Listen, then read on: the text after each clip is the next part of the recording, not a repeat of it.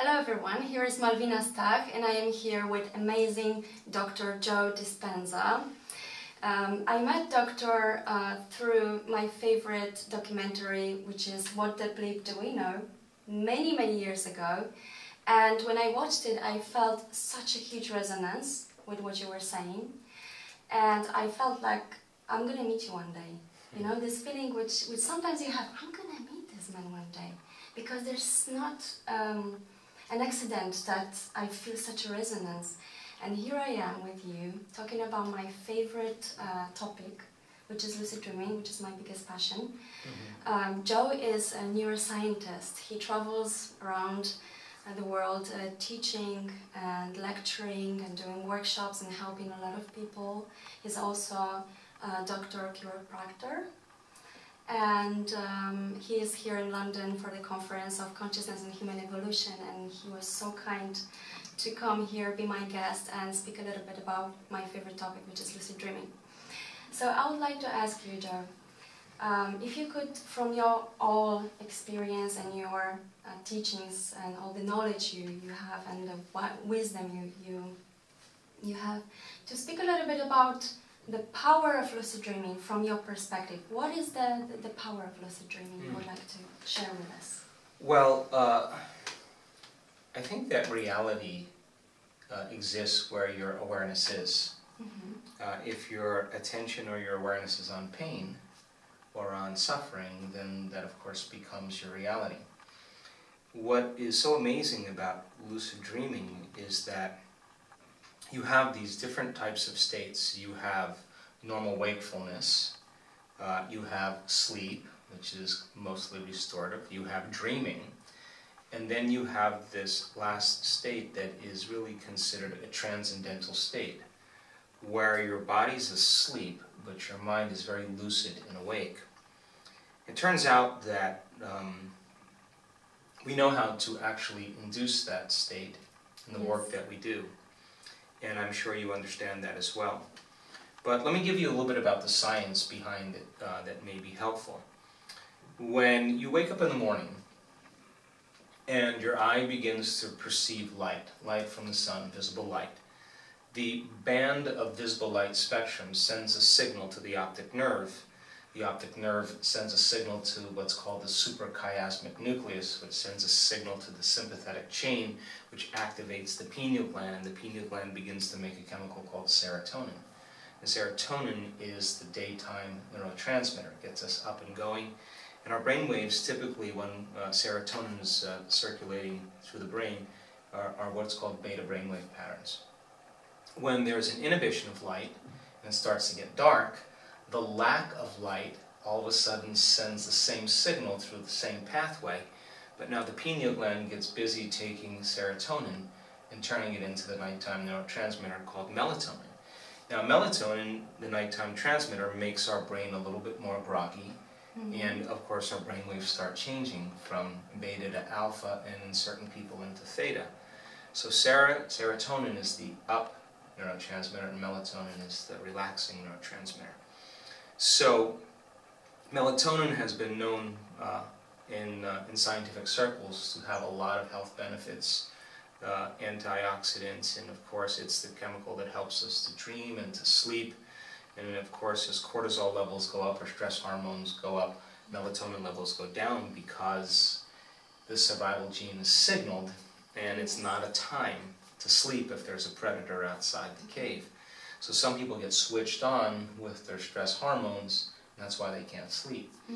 Also, when the cortisol levels are activated, the inhibition of melatonin begins to cause the body to take carbohydrates and store it as fat, because that mechanism allows us to have a reserve of energy, and it's a primitive signal as well.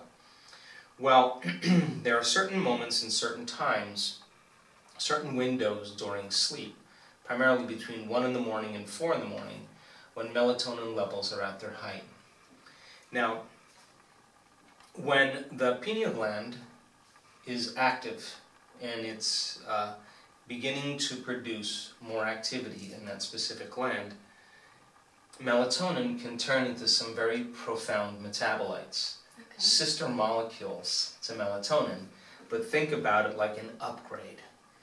So when the pineal gland becomes activated, it acts as pretty much a transducer, a neuroendocrine transducer, which means transducers are like television antennas. Okay. We pick up frequencies, and all of a sudden it turns into imagery.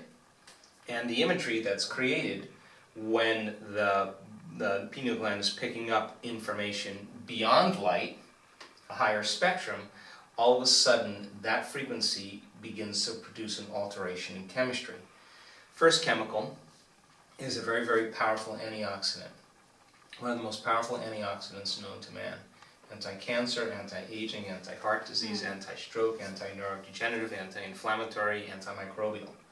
You take that molecule, you tweak it again, the sister molecule of melatonin is the same chemical found in hibernating animals. Now why is that relevant? Because in hibernation there's no sex drive, there's no appetite, there's no interest in the external environment, the body moves into stasis. Mm-hmm.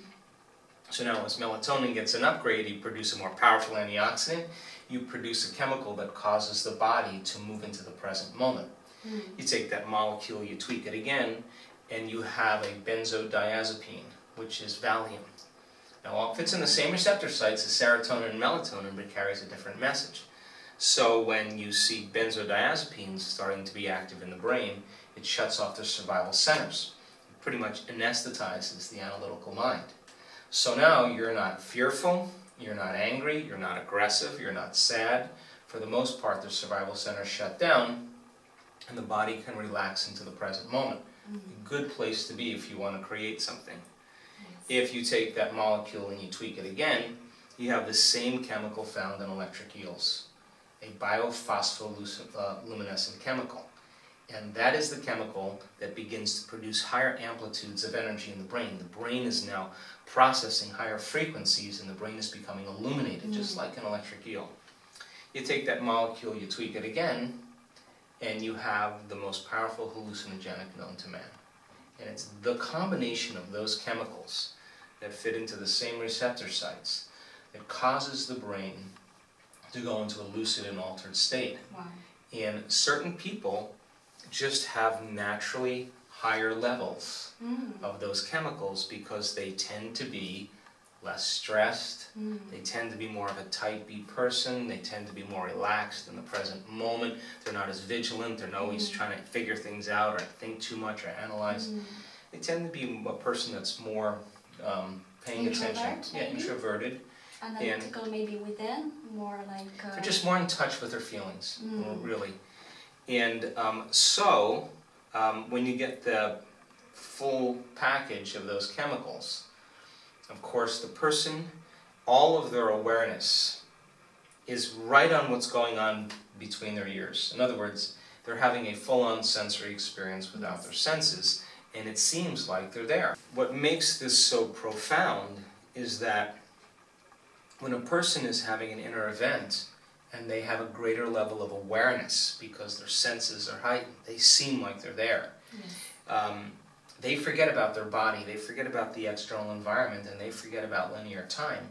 They're so caught up in the present moment that it begins to literally reshape their brain. Their experience of that world begins to change their structure neurologically and begins to produce a different emotional signature to the body.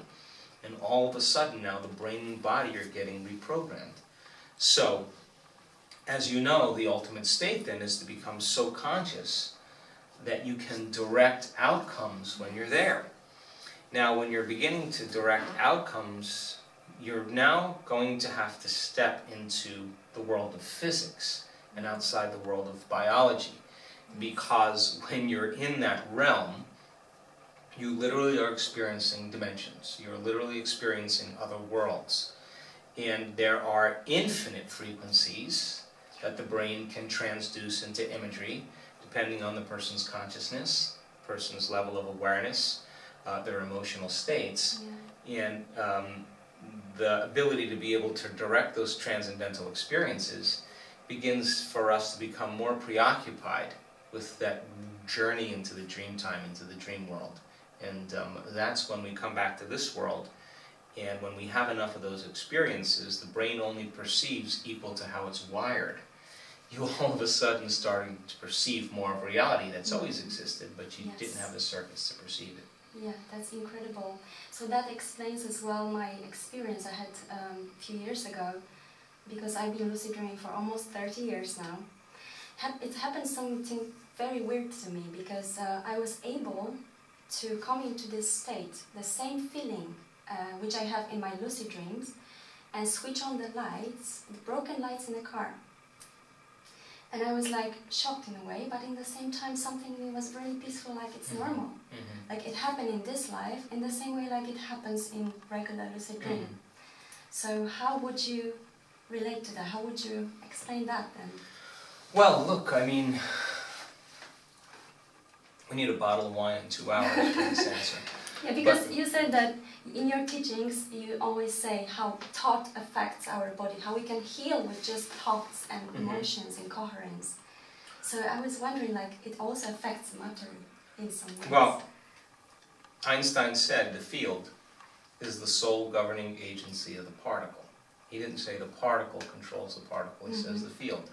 So when you're truly in that realm, in the realm of the quantum, you're not in the realm of the material, the particle, you're in the realm of possibility. Yeah.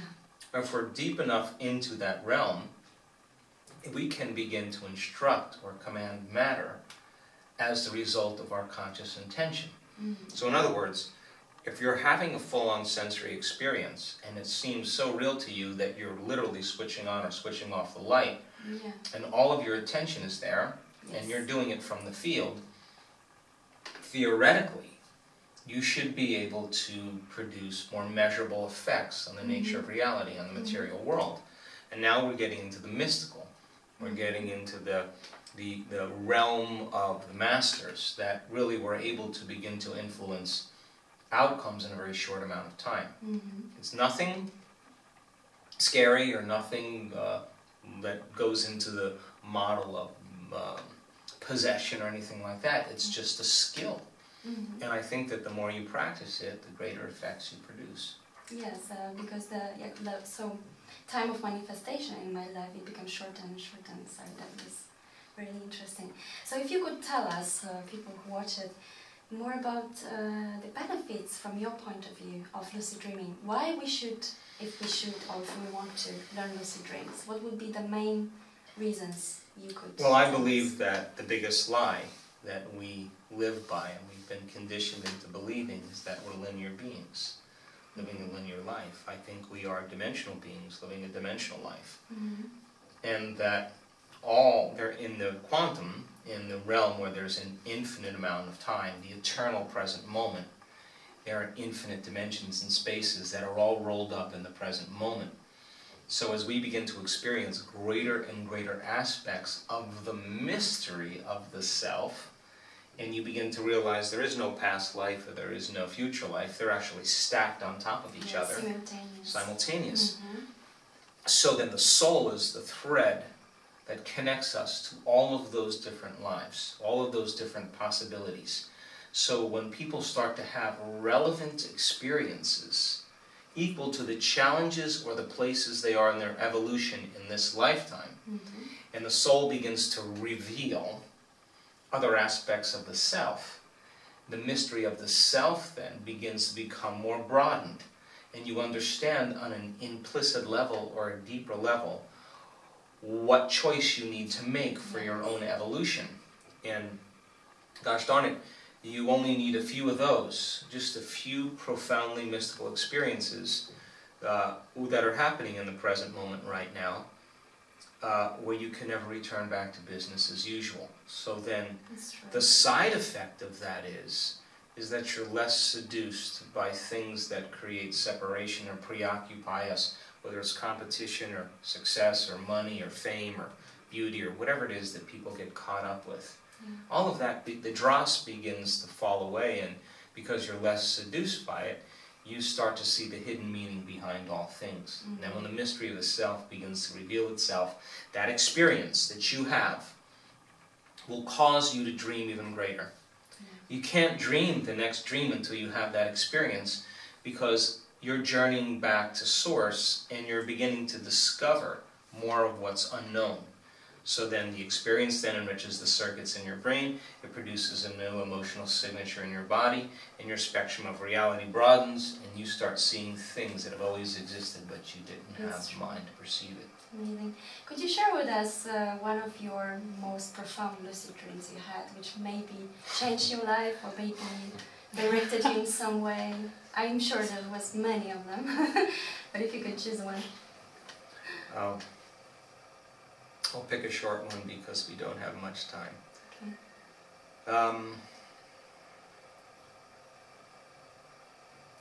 I unfolded into a reality where I was a philosopher in what was probably ancient Greece or possibly Turkey. And I was under the tutelage of a great sage and master from my childhood. And the philosophy at the time was to free people from conventional beliefs. And I had so much love and respect for this master teacher and he had instructed me that it was my time to go out and teach. And I was in this very strong body. I had a burlap kind of robe with a rope and sandals, and had a curly head of hair, and I had a beard, and I could smell my own musk and taste my own sweat. It was just surreal. And I loved my body. And I would go from town to town and deliver these teachings. And I went to this one particular town, and I was administering a teaching, and when I finished, these men came up that were hiding and captured me, put me in chains, and brought me into a prison. And I knew that at that time what my outcome, my fate was, that I was going to be tortured. So they brought me 2 days later into this public square, and there were hundreds of people there in a big stone slab. And they strapped me to this stone slab, and all four corners were pulling my limbs in opposite directions, and there was a magistrate that was asking me if I would stop teaching. And every time I didn't answer, they turned the wheel a little bit more, and my body came up on the slab. And they asked me one last time if I would continue to teach, and I had this thought that maybe it would be best if I said I won't teach any longer. They'll let me down, and when they let me down, I'll continue to teach. So I gave them the nod, and the magistrate wanted me to speak and say I won't teach, and I wouldn't speak. So the tormentor, the guy that was turning the wheel, I looked down at him, and I knew exactly who he was in this life. Okay. And he's still tormenting people in this life. Wow.